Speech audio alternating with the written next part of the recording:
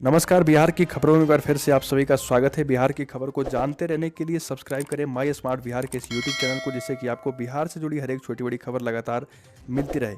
तो आइए दोस्तों, बिना समय गवाए खबरों की ओर चलते हैं। छठे चरण के शिक्षक बहाली का रास्ता साफ हो गया है। सरकार ने गुरुवार को नेशनल फेडरेशन ऑफ ब्लाइंड की शर्त को मान लिया है।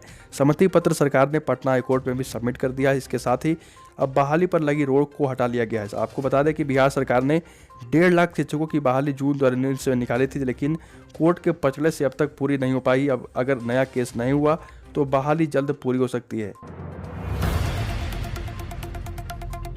वहीं तो टीका आपके द्वार कॉन्सेप्ट पर चलाई गई टीका एक्सप्रेस की हवा पहले ही दिन निकल गई। सीएम से लेकर स्वास्थ्य मंत्री तक ने हरी झंडी दिखाई, लेकिन इसके बाद भी रफ्तार नहीं पकड़ पाई।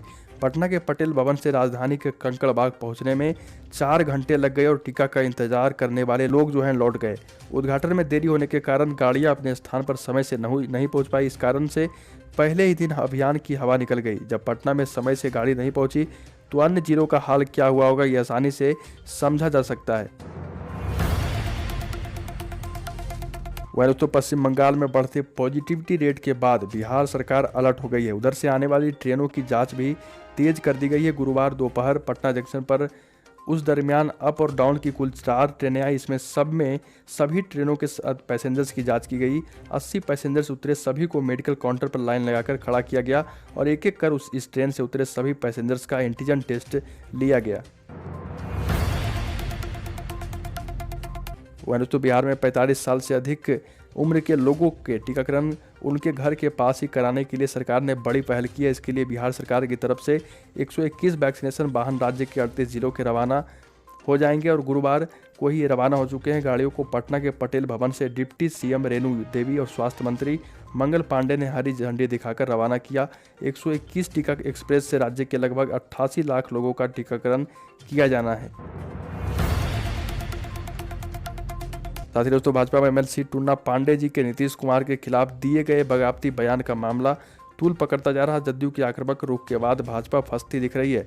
24 घंटे पहले तक टून्ना को पार्टी से बाहर का बताने वाली भाजपा ने गुरुवार को कारण बताओ नोटिस भी जारी कर दिया है। इसकी जानकारी स्वास्थ्य मंत्री मंगल पांडे ने खुद दी है।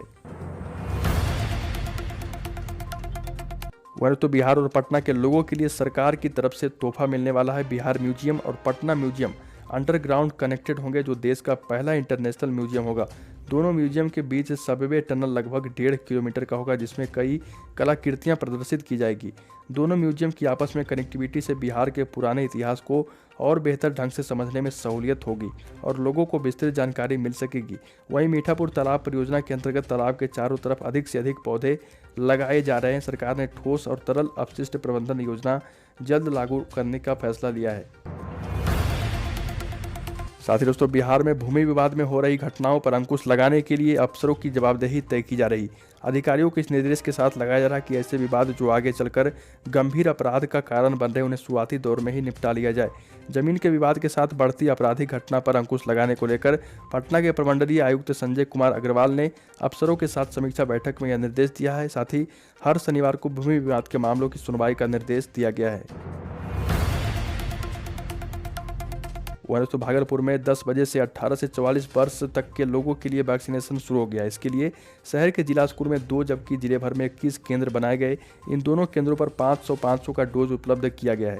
वैक्सीनेशन शुरू होते ही लोगों की भीड़ बढ़ने लगी है। शामिल होने वालों में युवतियों और महिलाओं की संख्या ज़्यादा देखी गई। 12:30 बजे तक इन केंद्रों पर कुल मिलाकर 350 लोगों ने वैक्सीन ले लिया। मैं दोस्तों, छपरा में बेखौफ होकर अपराधी लूट की वारदात को अंजाम दे रहे। तरैया मड़ौड़ा मुख्य मार्ग पर स्थित आईडीएफसी बैंक के सीएसपी केंद्र में अपराधियों ने पिस्टल की नोक पर 2,04,000 रुपये लूट लिए। वहीं पानापुर स्थित बंधक बैंक से भी 1,80,000 रुपये की लूटपाट की गई और जैसे ही पुलिस आईडीएफसी बैंक के सीएसपी केंद्र पहुंची, वैसे ही बाइक सवार अपराधी 12 किलोमीटर दूर बंधक बैंक पहुंच गए और नकाबपोश अपराधियों ने बैंक कर्मियों को बंधक बनाकर वारदात को अंजाम दिया और एक दिन में 2 लूट से पूरे शहर में दहशत फैल गई है। वहीं तो कोरोना वैक्सीनेशन के प्रति लोगों का रुझान सामान्य नहीं होने की वजह से जिला प्रशासन को अब शहर के धर्मगुरुओं की शरण लेनी पड़ रही है। जिला प्रशासन ने धर्मगुरुओं से आग्रह किया कि वह कोरोना वैक्सीनेशन के प्रति लोगों को जागरूक करें। साथ ही जिला प्रशासन व स्वास्थ्य विभाग का सहयोग करें। स्वास्थ्य विभाग के रिकॉर्ड के मुताबिक जिले की 54 लाख की आबादी में अब तक महज 4 लाख से अधिक लोगों ने ही टीकाकरण करवाया है। कोरोना टीका के प्रति लोगों की उदासीनता को देखते हुए जिला प्रशासन हिंदू मुस्लिम के सभी धर्मगुरुओं को बुलाकर इसके लिए प्रोत्साहित करने की योजना बनाई। वह दोस्तों आरजेडी के राज्यसभा सांसद अमरिंदर सिंह उर्फ एडी सिंह दिल्ली में गिरफ्तार किए गए। खाद्य घोटाले से संबंधित मामले में प्रवर्तन निदेशालय ने उन्हें दिल्ली के डिफेंस कॉलोनी से अरेस्ट किया है। उन पर मनी लॉन्ड्रिंग एक्ट के अंतर्गत कई सेक्शन में मामले दर्ज किए गए। अरेस्टिंग के बाद उनका मेडिकल टेस्ट कराया गया और फिर दिल्ली के ईडी मुख्यालय में उनसे पूछताछ की जा रही।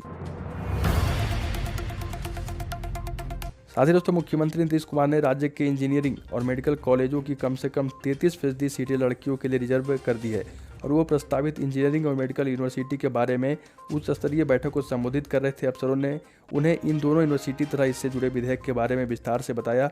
मेडिकल यूनिवर्सिटी का नाम Bihar university of health sciences तथा इंजीनियरिंग यूनिवर्सिटी का नाम द बिहार इंजीनियरिंग यूनिवर्सिटी होगा। साथ ही दोस्तों परामर्शित समिति को कैबिनेट की बैठक में ये फैसला दे दिया गया है। बुधवार को राज्यपाल फागू चौहान ने इस पर अपनी मुहर लगा दी है। राज्यपाल से अनुमति मिलने के बाद अब पंचायती राज विभाग परामर्शित समिति के पूरे स्वरूप को तैयार करेगा। परामर्शित समिति से जुड़ा अध्यादेश 15 जून के पहले आ जाएगा। इससे पहले कैबिनेट की विशेष बैठक होगी, इसमें इस अध्यादेश को पारित कराया जाएगा। पंचायत स्तरीय जनप्रतिनिधियों का कार्यकाल 15 जून को समाप्त होने वाला है। दोस्तों आपने सरकारी या प्राइवेट नौकरी में ट्रांसफ़र और प्रमोशन की बात तो सुनी होगी, लेकिन नक्सलियों का भी ट्रांसफ़र और प्रमोशन होता है, ये बात शायद कम लोग ही जानते हैं।